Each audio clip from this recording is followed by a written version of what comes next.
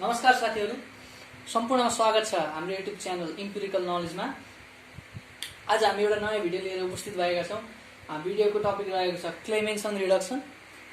यो चाहिँ एउटा एकदमै important reaction in organic chemistry of BSc second year. एक्जाममा रिपिटेडली सोधिरहेको क्वेसन हो क्लेमेन्सन रिडक्सन। आज हामी यसको जेनरल मेकानिजम साथै यसको जेनरल रियाक्सन हामी बुझ्ने प्रयास गर्नेछौं। सर्वप्रथम हेरौं यसको जेनरल रियाक्सन के हो त।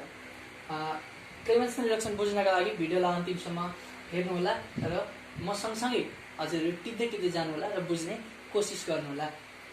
सर्वप्रथम क्लेमेन्सन रिडक्सन भनेको के हो भनेर हामी जान्नेछौँ। क्लेमेन्सन रिडक्सन भनेको चाहिँ कार्बोनाइल कम्पाउन्ड जसमा चाहिँ C डबल बोन्ड एट्याच भएको छ। C डबल बोन्डलाई हामी भन्छौँ कार्बोनाइल ग्रुप।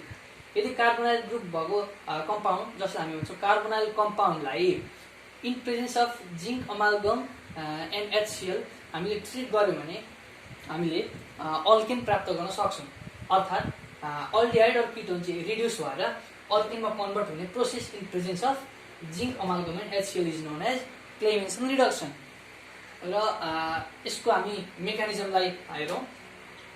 सर्वप्रथम के हुन्छ भन्दाखेरि यो जिंक अमाल्गम र HCl छ जुन त्यो पहिला रियाक्ट गर्छ। यो अमाल्गेटेड जिंकलाई हामी जिंक मात्र लेख्छौं, जिंक प्लस अनि दुईटा मोलिकुल HCl को दुईटा मोलिकुल पहिला रियाक्ट गर्छ। यो दुईटा मोलिकुल रियाक्ट गरिसकेपछि के फर्मेसन हुन्छ भन्दाखेरि एउटा हुन्छ ZnCl2 प्लस अर्को फर्म हुन्छ हाइड्रोजन ग्यास H2। यो दुईटा फर्मेसन हुन्छ। अब यो ZnCl2 छ, ZnCl2 यो आयनाइज हुन्छ, ZnCl नेगेटिभ र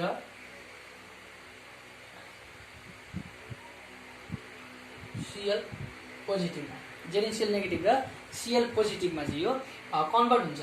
अब हामीसँग रियाक्सनमा युज हुने भनेको यो ZnCl नेगेटिभ साथै यो HCl मा भएको हाइड्रोजन आयन चाहिँ हाम्रो रियाक्सनमा युज हुन्छ।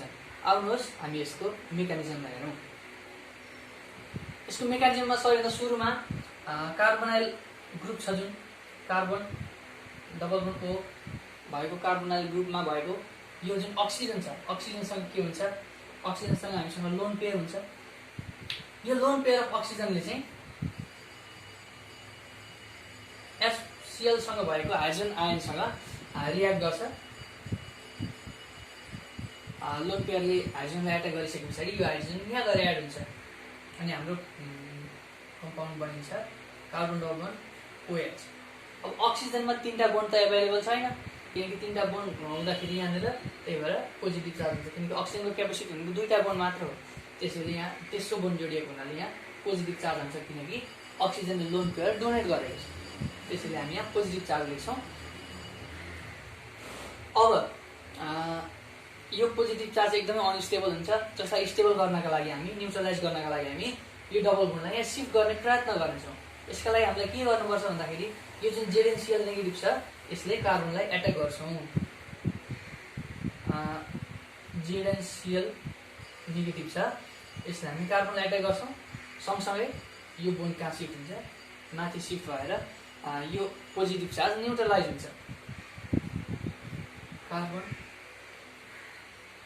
अनि यहाँ OH आयो, पोजिटिभ चार्ज न्युट्रलाइज भयो, एउटा बोन्ड हट्यो साथै यो बोन्ड छँदैछ, तल एड हुन्छ ZnCl।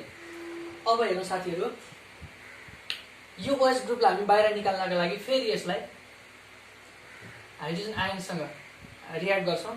यो जुन अक्सिजनमा भएको लोन पेयर छ इलेक्ट्रोन पेयर यसले हाइड्रोजनलाई एट्याक गर्छ र यहाँ वाटर मोलिकुल फर्मेसन हुन्छ।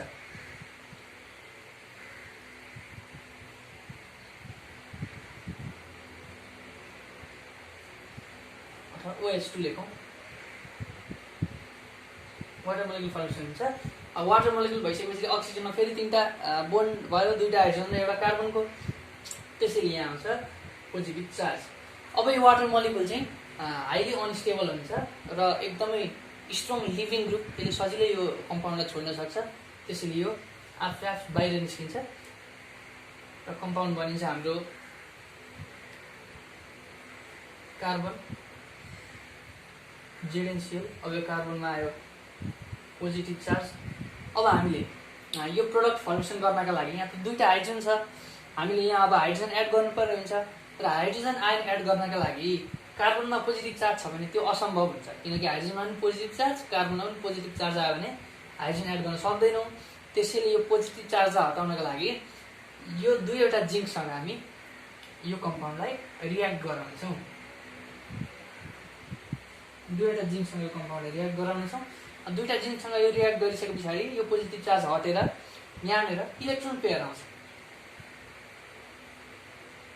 यो चाहिँ one of the most important step हो यो रियाक्सनको। यहाँनिर आउँछ इलेक्ट्रोन पेयर। नजुकिनु होला साथीहरू, दुईवटा जिङ्कसँग यो कम्पाउन्डलाई रियाक्ट गरिसके पछाडि यहाँ एउटा इलेक्ट्रोन पेयर आउँछ। अब इलेक्ट्रोन पेयरमा त हामी हाइड्रोजन एड गर्न सक्छौँ। अब अघिको HCl सँग जुन H+ छ त्यो H+ लाई यो इलेक्ट्रोन पेयरले एट्याक गर्छ। अब यहाँ जान्छ कार्बन, हाइड्रोजन, यो ZnCl छँदैछ। अब हामीसँग यो ZnCl भएको ठाउँमा पनि हामीले फेरि अर्को हाइड्रोजन एड गर्न सक्यौँ भने हाम्रो प्रोडक्ट फर्मेसन हुन्छ, किनकि यहाँ र यहाँ दुईवटा हाइड्रोजन छ, एउटा त हामीले एड गरिसक्यौँ। अर्को हाइड्रोजन एड गर्नका लागि हामी के गर्दैनौँ, बास यसलाई एसिडिक हाइड्रोलाइसिस गरिदिन्छौँ। एसिडिक हाइड्रोलाइसिस भनेको reaction with water in presence of acid. अब यसलाई हामी H2O सँग रियाक्ट गर्नेछौँ in presence of acid H+। अब यति भइसकेपछि हाम्रो प्रोडक्ट फर्म हुन्छ। H दुईटा पनि छँदैछ। यो भयो हाम्रो अल्केन। हाम्रो फाइनल प्रोडक्ट अल्केन भयो। हामीले सुरु गरेका थियौँ कार्बोनाइल कम्पाउन्डबाट। कार्बोनाइल कम्पाउन्डबाट सुरु भएको रियाक्सन अल्केनमा गएर टुङ्गिन्छ। फेरि यसलाई एकचोटि हामी रिक्याप गरौँ। कार्बोनाइल कम्पाउन्डको जुन अक्सिजन छ, जुन चाहिँ एउटा लोन पेयर छ, यो लोन पेयर यसले हाइड्रोजनलाई डोनेट गर्छ र यहाँ बोन्ड फर्मेसन हुन्छ, OH फर्मेसन हुन्छ।